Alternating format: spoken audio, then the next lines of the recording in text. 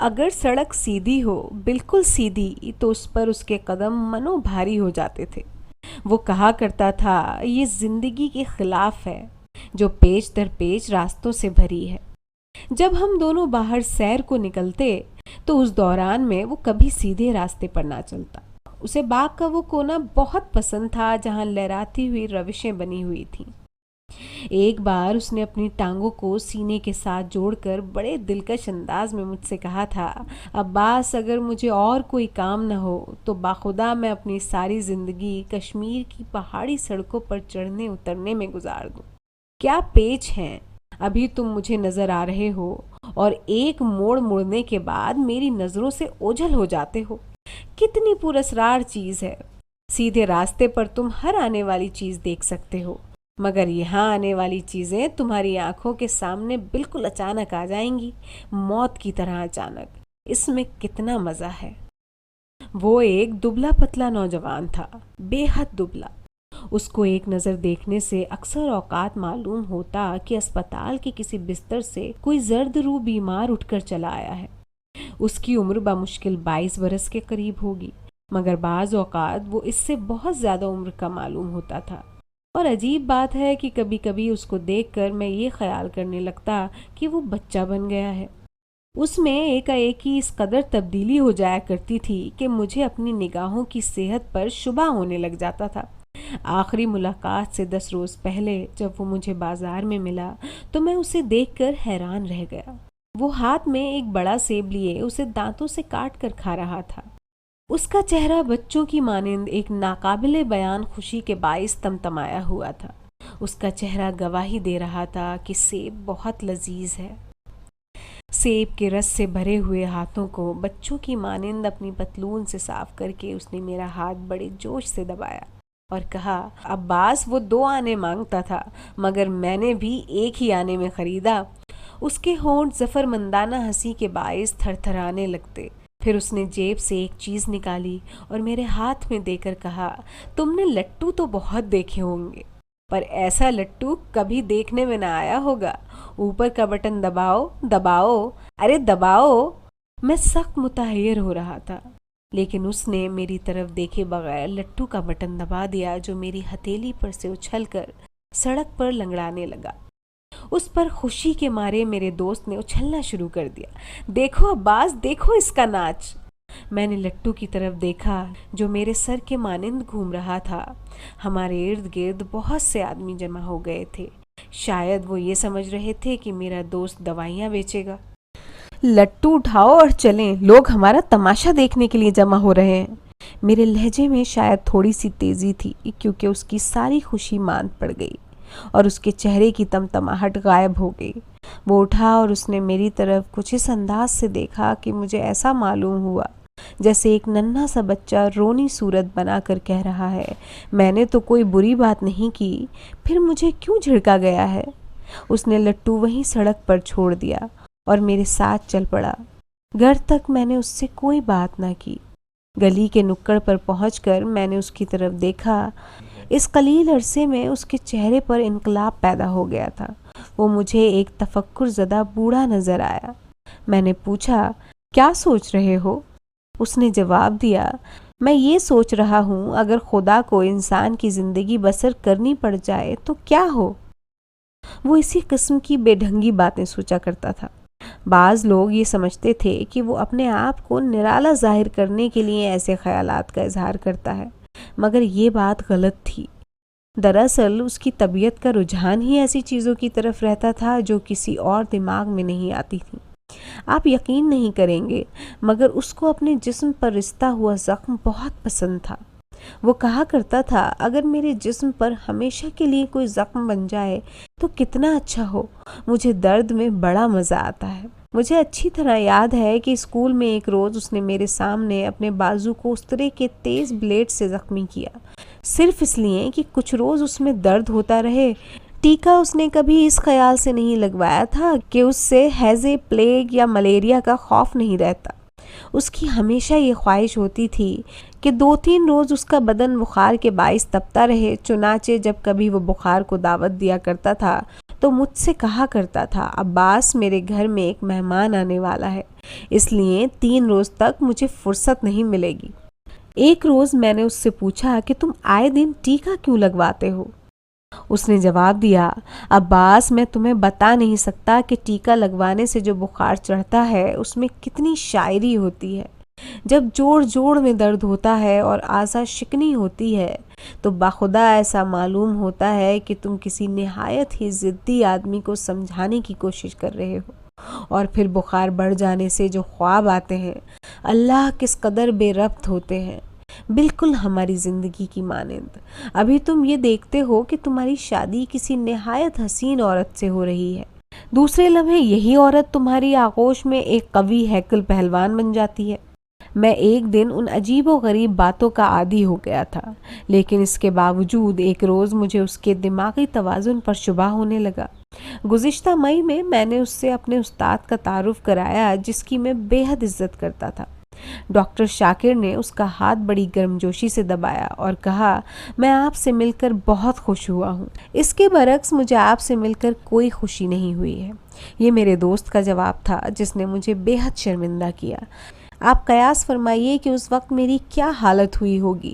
شرم کے مارے میں اپنے استاد کے سامنے گڑا جا رہا تھا اور وہ بڑے اطمینان سے سگریٹ کے کش لگا کر ہال میں ایک تصویر کی طرف دیکھ رہا تھا۔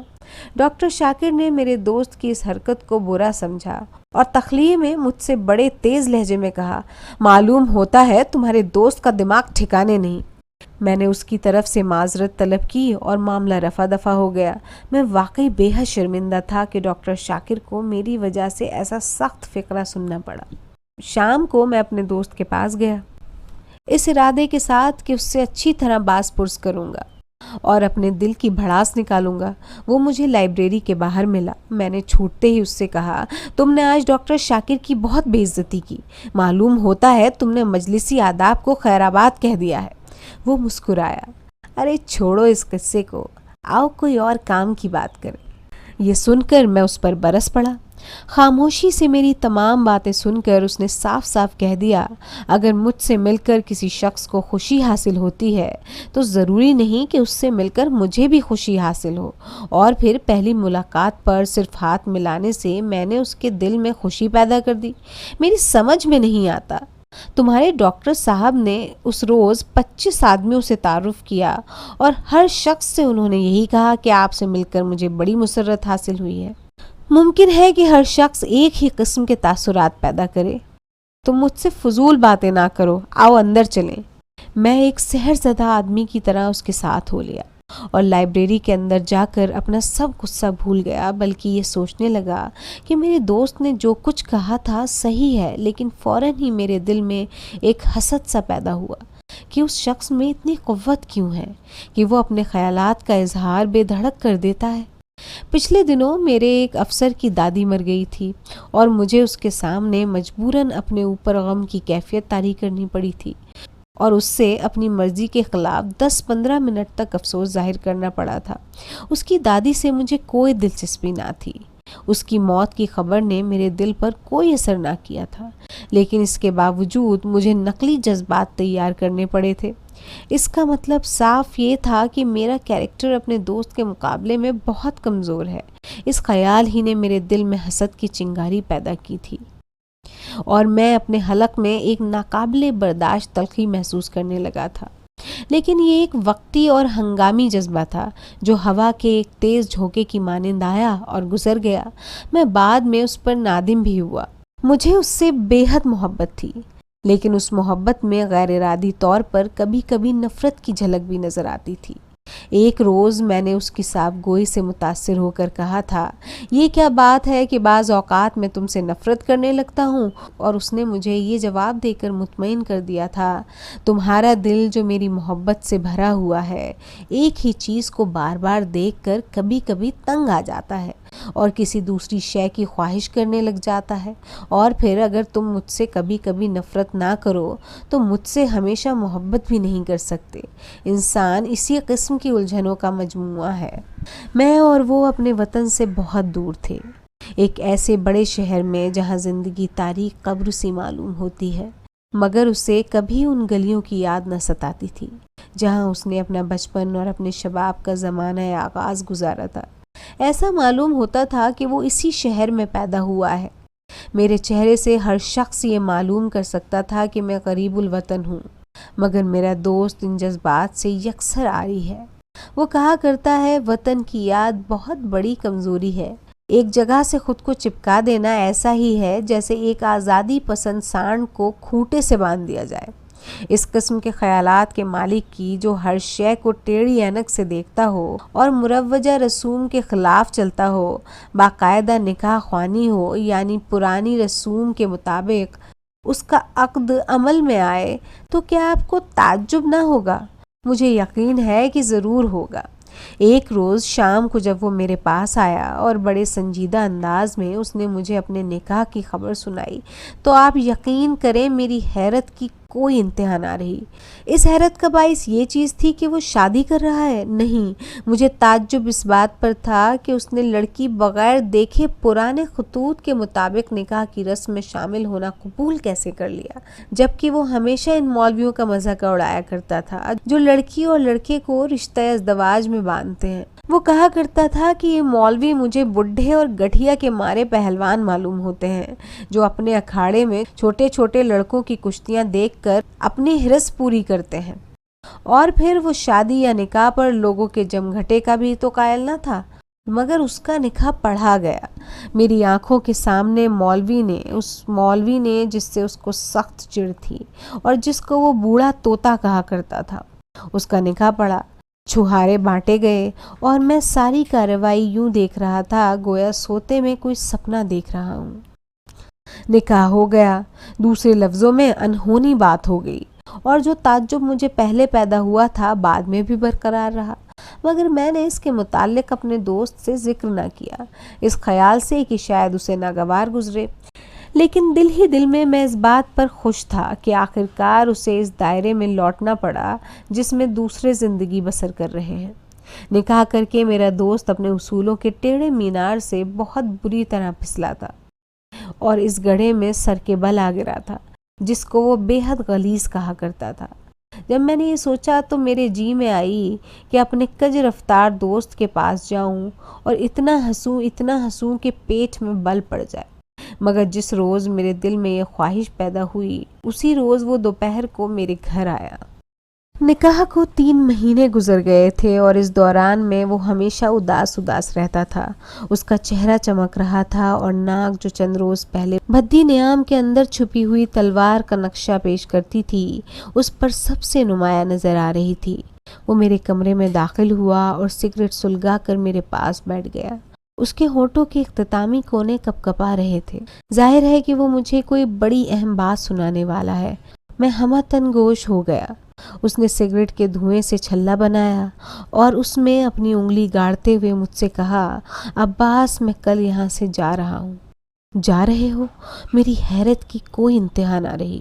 میں کل یہاں سے جا رہا ہوں، شاید ہمیشہ کے لیے۔ میں اس خبر سے تمہیں مطلع کرنے کے لیے نہ آتا، مگر مجھے تم سے کچھ روپے لینے ہیں جو تم نے مجھ سے قرض لے رکھے ہیں۔ کیا تمہیں یاد ہے؟ میں نے جواب دیا، یاد ہے، پر تم کہاں جا رہے ہو؟ اور پھر ہمیشہ کے لیے؟ بات یہ ہے کہ مجھے اپنی بیوی سے عشق ہو گیا ہے اور کل رات میں اسے بھگا کر اپنے ساتھ لیے جا رہا ہوں۔ وہ تیار ہو گئی ہے۔ یہ سن کر مجھے اس قدر حیرت ہوئی کہ میں بے وقوفوں کی مانند ہنسنے لگا اور دیر تک ہنستا رہا۔ وہ اپنی منکوہہ بیوی کو، جسے وہ جب چاہتا انگلی پکڑ کر اپنے ساتھ لا سکتا تھا، اغوا کر کے لے جا رہا تھا۔ جیسے میں کیا کہوں کہ اس وقت میں نے کیا سوچا؟ دراصل میں کچھ سوچنے کے قابل ہی نہ رہا تھا۔ مجھے ہنستا دیکھ کر اس نے ملامت بھری نظروں سے میری طرف دیکھا۔ عباس، یہ ہنسنے کا موقع نہیں۔ کل رات وہ اپنے مکان کے ساتھ والے باغ میں میرا انتظار کرے گی۔ اور مجھے سفر کے لیے کچھ روپے فراہم کر کے اس کے پاس ضرور پہنچنا چاہیے۔ وہ کیا کہے گی اگر میں اپنے وعدے پر قائم نہ رہا؟ تمہیں کیا معلوم میں نے کن کن مشکلوں کے بعد رسائی حاصل کر کے اس کو اس بات پر آمادہ کیا ہے۔ مگر اس کو غائب درجہ سنجیدہ و متین دیکھ کر میری ہنسی دب گئی، اور مجھے قطعی طور پر معلوم ہو گیا کہ وہ واقعی اپنی منقوہ بیوی کو بھگا کر لے جا رہا ہے۔ کہاں؟ یہ مجھے معلوم نہ تھا۔ میں زیادہ تفصیل میں نہ گیا اور اسے وہ روپے ادا کر دیے جو میں نے عرصہ ہوا اس سے قرض لیے تھے، اور یہ سمجھ کر ابھی تک نہ دیے تھے کہ وہ نہ لے گا۔ مگر اس نے خاموشی سے نوٹ گن کر اپنی جیب میں ڈالے اور بغیر ہاتھ ملائے رخصت ہونے ہی والا تھا کہ میں نے آگے بڑھ کر اس سے کہا، تم جا رہے ہو لیکن مجھے بھلا نہ دینا۔ میری آنکھوں میں آنسو آ گئے، مگر اس کی آنکھیں بالکل خشک تھیں۔ میں کوشش کروں گا، یہ کہہ کر وہ چلا گیا۔ میں بہت دیر تک جہاں کھڑا تھا بت بنا رہا۔ جب ادھر اس کے سسرال والوں کو پتہ چلا کہ ان کی لڑکی رات رات میں کہیں غائب ہو گئی ہے تو ایک ہیجان برپا ہو گیا۔ ایک ہفتے تک انہوں نے اسے ادھر ادھر تلاش کیا اور کسی کو اس واقعے کی خبر تک نہ ہونے دی، مگر بعد میں لڑکی کے بھائی کو میرے پاس آنا پڑا اور مجھے اپنا ہمراز بنا کر اسے ساری رام کہانی سنانی پڑی۔ وہ بیچارے یہ خیال کر رہے تھے کہ لڑکی کسی اور آدمی کے ساتھ بھاگ گئی ہے، اور لڑکی کا بھائی میرے پاس اس غرض سے آیا تھا کہ ان کی طرف سے میں اپنے دوست کو اس تلخ واقعے سے آگاہ کروں۔ وہ بیچارہ شرم کے مارے زمین میں گڑا جا رہا تھا۔ جب میں نے اس کو اصل واقعے سے آگاہ کیا تو حیرت کے باعث اس کی آنکھیں کھلی کی کھلی رہ گئیں۔ اس بات سے تو اسے بہت ڈھارس ہوئی کہ اس کی بہن کسی غیر مرد کے ساتھ نہیں گئی بلکہ اپنے شوہر کے پاس ہے، لیکن اس کی سمجھ میں نہیں آتا تھا کہ میرے دوست نے یہ فضول اور نازیبا حرکت کیوں کی۔ بیوی اسی کی تھی، جب چاہتا لے جاتا، مگر اس حرکت سے تو یہ معلوم ہوتا ہے جیسے وہ کوئی مثال پیش نہ کر سکا اور میں بھی اسے کوئی اطمینان دے جواب نہ دے سکا۔ کل صبح کی ڈاک سے مجھے اس کا خط ملا جس کو میں نے کانپتے ہوئے ہاتھوں سے کھولا۔ لفافے میں ایک کاغذ تھا جس پر ایک ٹیڑھی لکیر کھینچی ہوئی تھی۔ خالی لفافہ ایک طرف رکھ کر میں اس امود کی طرف دیکھنے لگا جو میں نے بورڈ پر چپکے ہوئے کاغذ پر گرایا تھا۔